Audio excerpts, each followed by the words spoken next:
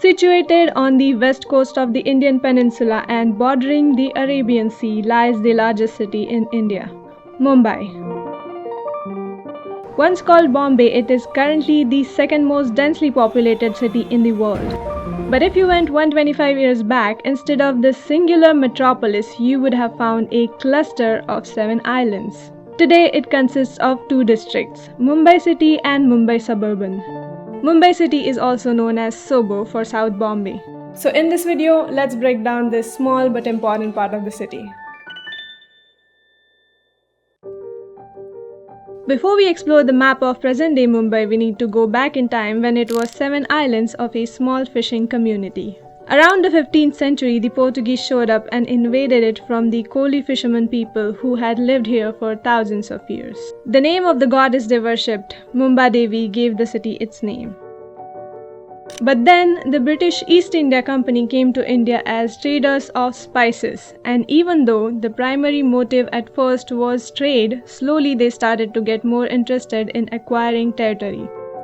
The Portuguese traders who set up shop here called it Bon Bahia, meaning good bay, and the name anglicized to Bombay after Brits picked up the 7 islands as one hell of a dowry to Prince Charles II, who married into Portuguese royal family. Charles wasn't sure at all about how much land he had got or where the islands were, so he rented out this space to the British East India Company for £10 a year. Yes, the entire land for the same cost of 3 pints of beer. The British East India Company realized that India was one big collection of provincial kingdoms and wanted to concentrate all of its resources. So the company started to meddle in Indian politics and started to see a steady rise in its fortunes. One example of this meddling is also a reason why the 7 islands of Mumbai are now one landmass. In the late 17th century, Governor of Mumbai, William Hornby, connected the 7 islands of Mumbai to tackle the problem of heavy flooding. Hornby spent £10,000 on the construction of roadways to link the 7 islands separated by sea and swamp, which was a major part of these islands becoming one. He already sent the letter for approval to Britain, and assuming it would be approved, he began the construction. But by the time it was completed, the letter of rejection arrived and Hornby lost his job. In history, this event is known as the oldest illegal construction operation. Even after that, Bombay remained something of a backwater until the Suez Canal was built. Once this new link between the east and the west was created, Bombay became India's chief port and became a major trading and financial center. Bombay also became the preferred destination for ships from Europe because of its accessibility and was transformed into the gateway to India. In the late 1940s, after the Indian independence movement, the town stuck with the name Bombay, but went back to the original name after a more nationalist political party took power. This party made international headlines 15 years later in 1995 when it forced a name change. The leader argued that Bombay was a corrupted English version of Mumbai and viewed it as an unwanted colonial rule legacy. The change was supposed to be a part of a larger movement to strengthen the identity of the original residents, but many people continue to use the old name out of habit. Now that we understand how Mumbai came to be, let's take a look at the map to see how it was built into the metropolis that we know today. Around the 18th century, the British Empire, which had been ruling half of the world, built a lot of impressive infrastructures in Mumbai. The oldest of it lies in this area called Fort. The name comes from the original fort that was built around Bombay Castle. Half of this fort was demolished due to the increasing population in the city, but you can still spot some remnants of this fort in this area. This blueprint shows exactly where the fort used to be.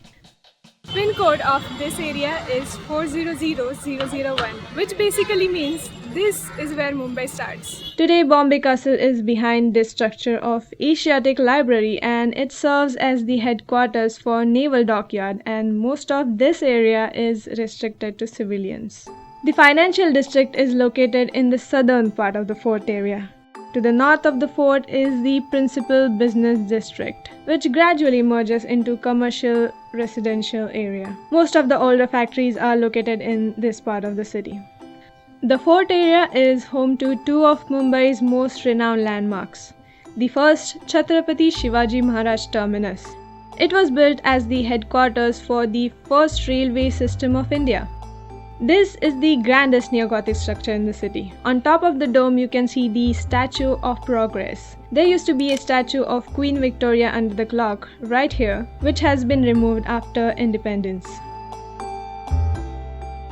The second structure right here is the Gateway of India. This was built in 1915 to commemorate the visit of King George V and Queen Mary to the city. However, they only got to see a cardboard model of the monument as construction did not begin until 4 years after their visit. In earlier times, it would have been the first structure that visitors arriving by boat in Mumbai would have seen, and today it's the city's top tourist attraction.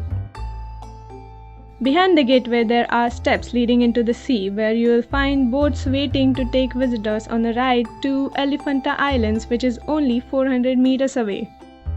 These single rock-cut caves constitute the predominant examples of Indian art. One of them includes the unforgettable three-headed bust of Lord Shiva. It's so popular that it has its place on the logo of the State Tourism Board. Further south around Colaba and to the west along the Back Bay coast and a neighborhood called Malabar Hill are residential. The original 7 islands of Mumbai consisted of 22 hills. Most of them were demolished to fill in the shallows to connect the islands, but Malabar Hill still stands today as the highest point in the city area and is now the most expensive area to live in because of this. By the turn of 19th century, instability and conflict on the mainland drove merchants to resettle on the island of Bombay. The cotton mills were established in this area, which led to a big population increase. It attracted a diverse and multicultural workforce to the city, and that helped stimulate the transformation of Mumbai into a major industrial metropolis. But this industrial revolution came with a handful of problems. The migration of hundreds of thousands of rural Indians into urban Mumbai led to the foundation of the largest slums on the continent, right here. For this reason, Dharavi is currently a highly diverse settlement religiously and ethnically. Further down south of Dharavi is the Oval Ground, quite literally. What you'll observe here are the two completely different architecture styles facing each other off. Over here on the right, we see Neo-Gothic, which came up in 1860s, and when these were built, across from them was just the sea. This land had been reclaimed in 1920 when Art Deco came into Mumbai. It was the first time Indian architects were deciding a style for the city, and guided by their desire to emulate the West, they were fascinated by the industrial modernity that Art Deco offered. So today Mumbai, after Miami, has the second largest collection of Art Deco buildings in the world. If you take a walking tour of this area, you will spot them everywhere. They effectively block the view that these neo-Gothic structures once had of the sea. Look at where the Oval Ground was in the late 1800s and look at where the coastline is today. Speaking of the coastline, this takes us to the largest bay in the city. Back Bay is 4 kilometers in length and Marine Drive is located along this stretch. It shows the Arabian Sea, and at night it looks like this. And that's why it's also called the Queen's Necklace.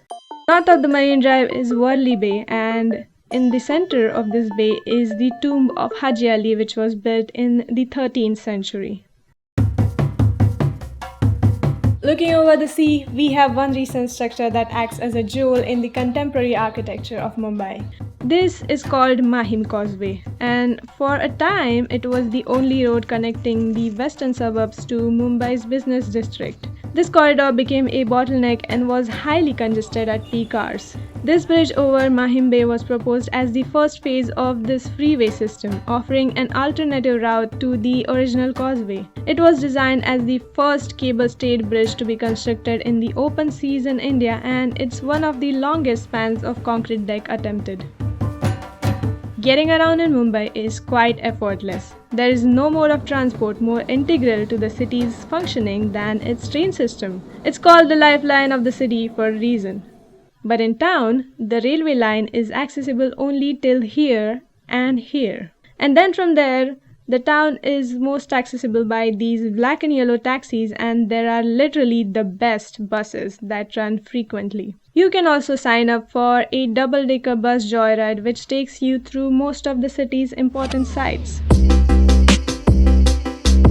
There are 8,000 things to know about Mumbai, but I hope this breakdown has helped you to better understand Mumbai and how it came to be. If you like this video, you will love what we have at brighttrip.com. See you there.